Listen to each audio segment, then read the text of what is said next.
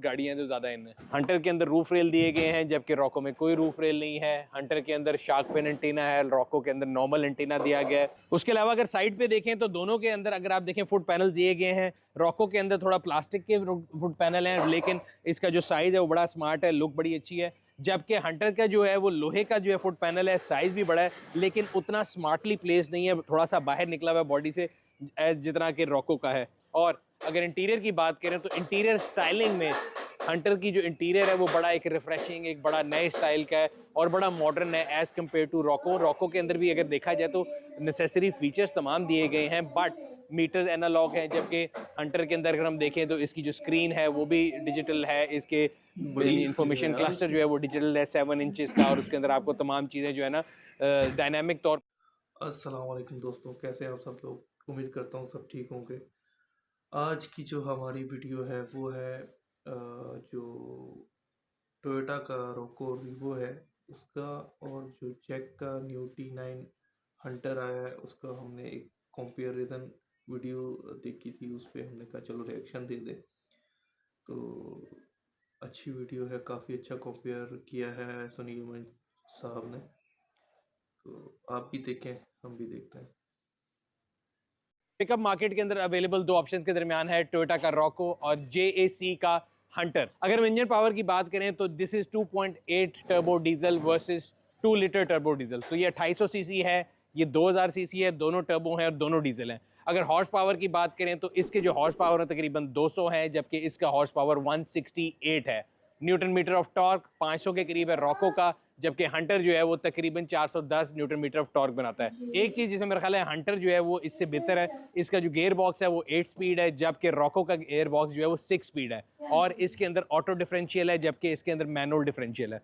अभी अगर हम फ्रंट लुक की बात करें तो हंटर का जो फ्रंट लुक है ये ज़्यादा एग्रेसिव लग रहा है, बिकॉज इसकी जो ग्रिल है वो बहुत बड़ी है और इसके अंदर JAC की बैजिंग है। जबकि जो रॉको है उसकी ग्रिल जो है वो दो पार्ट्स में है, नीचे वाला पार्ट अलग है, ऊपर वाला अलग है। टोयोटा का बड़ा बैज है, अपनी पर्सनल चॉइस है, लेकिन मॉडर्न लिहाज से अगर देखा जाए तो मुझे लगता है कि एक तो हमने इस गाड़ी को देखते हुए काफ़ी अर्सा देखते आ रहे हैं, तकरीबन 2017 से इसके अंदर फेसलिफ्ट आता जा रहा है, और एक ये न्यू एंट्री है। तो इसकी जो लुक है मुझे एग्रेसिव वाइज अगर देखा जाए या फ्रंट लुक वाइज देखा जाए तो ज़्यादा मॉडर्न लुक है, but again it's a personal choice, क्योंकि इसका जो हुड है वो भी काफ़ी ज़्यादा ऊपर की तरफ उठा हुआ है और बड़ा एक मैस्कुलन सा जो है ना इसकी जो ओवरऑल फ्रंट की फील आती है।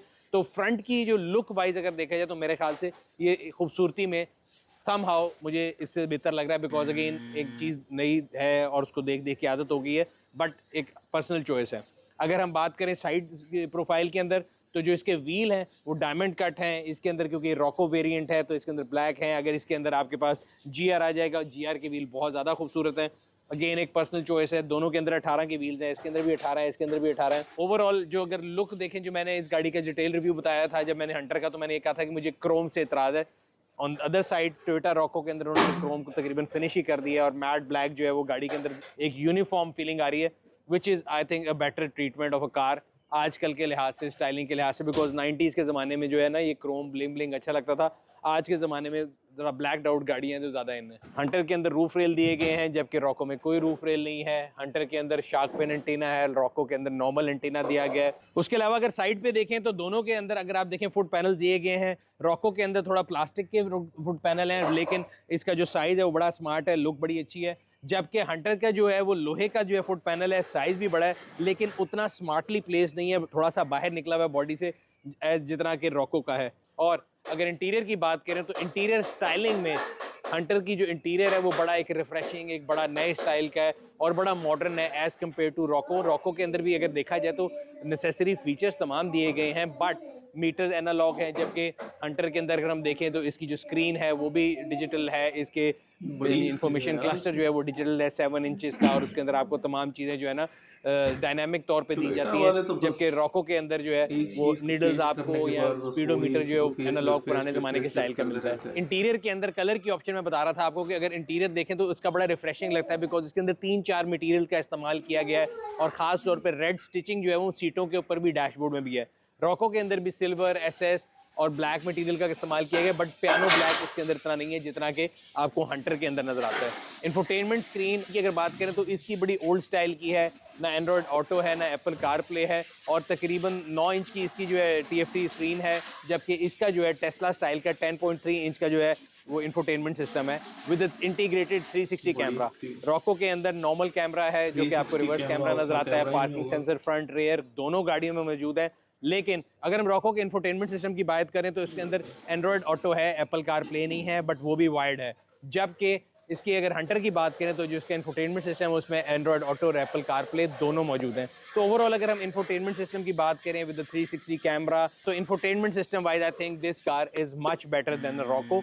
और अगर हम सेफ्टी फीचर्स की बात कर लें तो रॉको के अंदर 3 एयर बैग आते हैं, एक पैसेंजर, एक ड्राइवर और एक नी एयर बैग, जबकि हंटर के अंदर पैसेंजर, ड्राइवर, आपके कर्टन एयर बैग्स और उसके अलावा सीट्स में भी एयर बैग है। तो मेरा ख्याल है इसकी जो टोटल एयर बैग की तादाद है वो इससे बेहतर है। गियर लिवर भी अगर देखा जाए तो गियर लिवर इसका जो है बड़ा स्टाइलिश सा है हंटर का, और इट्स 8 स्पीड ट्रांसमिशन। रॉको का वो गियर भी हमेशा से एक ही स्टाइल का है, 6 स्पीड। जबकि इसके अलावा अगर देखा जाए तो इसमें नॉर्मल हैंड ब्रेक है जो बाय वाइड हैंड ब्रेक होती है, जबकि इसके अंदर electronic hand brake with auto hold function मौजूद है। तो यहाँ पे भी ये एक पॉइंट अप है। और अगर हम इसके मोड्स की बात करें, इसमें नॉर्मल और स्पोर्ट 2 मोड हैं, जबकि इसके अंदर स्नो एक एडिशनल मोड दिया गया है हंटर के अंदर। अगर हम सीट्स की बात करें तो दोनों की लेदर सीट्स हैं। रॉको की जो ड्राइविंग सीट है वो ऑटोमेटिक है, पैसेंजर सीट मैनुअल है, जबकि हंटर की पैसेंजर और ड्राइवर दोनों इलेक्ट्रिक सीट्स हैं। रेयर सीट दोनों की कंफर्ट का मसला ये है बिकॉज इसकी जो शेप होती है वो इस तरह की है कि आपके एंगल ऐसा बनता है कि वो बहुत ज़्यादा कंफर्टेबल नहीं हो सकती। येट कुशनिंग वाइज मुझे लगता है कि हंटर की सीट जो है वो इससे बेहतर है। एक बहुत बड़ा प्लस जो कि आपको इधर नज़र आएगा, जो कि पाकिस्तान में आने वाली किसी भी पिकअप के अंदर नहीं आता, वो इसके अंदर है हंटर में। इसमें सनरूफ मौजूद है, वहाँ पे दूर दूर तक सनरूफ का कोई निशान नहीं है। So this is also one up. So अभी तक की अगर हम देखा जाए तो frills wise this car is better than Rocco. But किस चीज़ की वजह से रॉको पाकिस्तान का, मैं हमेशा कहता हूँ कि इट्स अ रोड किंग। 2-3 चीज़ें हैं जिनकी वजह से ये रोड किंग है। एक तो पार्ट्स की अवेलेबिलिटी, दूसरा सर्विस नेटवर्क, तीसरा जो आपकी एक्सेप्टेबिलिटी इन मार्केट रीसेल में भी, और डीलरशिप के अलावा आउट ऑफ द डीलरशिप जो मेंटेनेंस है उसमें भी this car is a king. इसको आप पाकिस्तान में कहीं ले जाएं, किसी इलाके में ले जाएं, बर्फीला इलाका हो, पहाड़ हो, तूफान हो, सहरा हो, आपको इस गाड़ी के पार्ट मिल जाते हैं। टोयोटा का जो नेटवर्क है वो 50+ डीलरशिप्स का है, और उसके अलावा मैं आपको बता रहा हूँ हर रोड साइड वर्कशॉप जो है ना इसका काम करना जानती है। ये अभी उस लिहाज से एक इन्फेंट है और ये पाकिस्तानी मार्केट में नया है, तो उस लिहाज से ये अभी बहुत पीछे है, और ये किसी भी आने वाले ब्रांड के साथ होता है। तो टोयोटा की जो सबसे बड़ी जीत है पाकिस्तानी मार्केट में वो उसका सर्विस नेटवर्क है, उसके पार्ट्स की अवेलेबिलिटी है। दूसरी चीज़ ये है कि इसके पार्ट्स ऑब्वियसली इससे बहुत सस्ते होंगे because this is the same chassis जो कि 2017 से आ रहा है, और बहुत से पास ऐसे हैं जो कि अभी तक क्रॉस लिस्टेड हैं, जबकि ये अभी नया मार्केट में आया है, एक नई प्रोडक्ट है, एंड इसके पार्ट्स अंडरस्टैंडेबली टोयोटा से महंगे होंगे और उनको सोर्स करना भी मसला होगा। ना सिर्फ पार्ट्स बल्कि मेरे ख्याल से अभी अगर हम इसको ग्लोबली देखा जाए तो टोयोटा की जो ऑफ रोड कैपेबिलिटी है उसको भी चैलेंज करना GAC या कोई सी भी नई एंट्रेंट के लिए इतना ईजी नहीं है।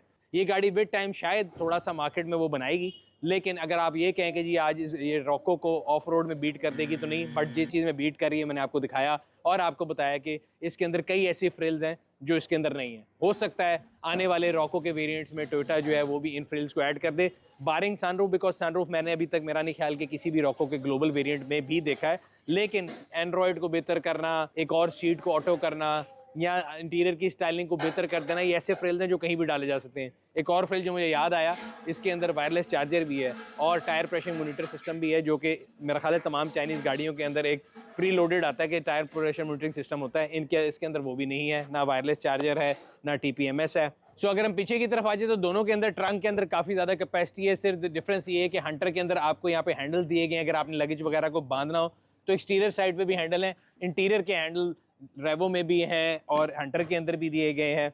साइज़ भी तकरीबन दोनों के अगर हम देखें बराबर ही है। रेयर साइड पे ट्रंक लिड की अगर बात करें या ओवरऑल स्टाइलिंग की बात करें तो मुझे लगता है कि रॉको लुक्स लाइक अ मोर मेच्योर प्रोडक्ट, और उसमें ऐसा नहीं लगता कि किसी चीज़ की कमी है, वो एक कंप्लीट प्रोडक्ट लगती है। लेकिन रॉको का जो रेयर बम्पर है वो लोहे का है, और पाकिस्तानी मार्केट के लिहाज से मेरे ख्याल से ये लोहे का बम्पर हंटर के जो प्लास्टिक का बम्पर है उससे काफ़ी बेहतर है, बिकॉज ये प्लास्टिक जो है मेरा ख्याल है पाकिस्तान में जिस तरह गाड़ियाँ लोग आगे पीछे से चलाते हैं, मारते हैं या ऑफ रोड करते हैं, तो उसमें जो है ना थोड़ा सा ट्रिकी है। दूसरा, जब आप इसको खोलते हैं, जिसको खोलने के बाद इसके नीचे ड्रॉप होना है ना, वो एक दफ़ा आपको बताता है। जबकि अगर आप रॉको को खोलेंगे तो आपको फील होगा कि यार it's much better in response. ओए, मच बेटर तो ऐसे ही ख्याल ही था वैसे। तो दोनों की तरफ एक ही हालात हैं। अगर इसके अंदर थोड़ा सा एक शॉक लगा दें तो ये शॉक जो अभी मालिक को लगता है वो दोनों के मालिकों को ना लगे, लेकिन ये अभी ऐसी चीज़ है जिसमें मेरा ख्याल है दोनों साइड पे इम्प्रूवमेंट की ज़रूरत है। लेकिन प्राइस का भी बड़ा डिफरेंस है। इस गाड़ी की प्राइस और उसकी प्राइस, दोनों की प्राइस अगर आप देखना चाहते हैं तो पार्क व्हील्स के न्यू कार सेक्शन पे जाएं। ऑन रोड प्राइस कैलकुलेटर से आप इसकी प्राइस देख सकते हैं कि आपके रिस्पेक्टिव सिटी में ये क्या कॉस्ट करती है।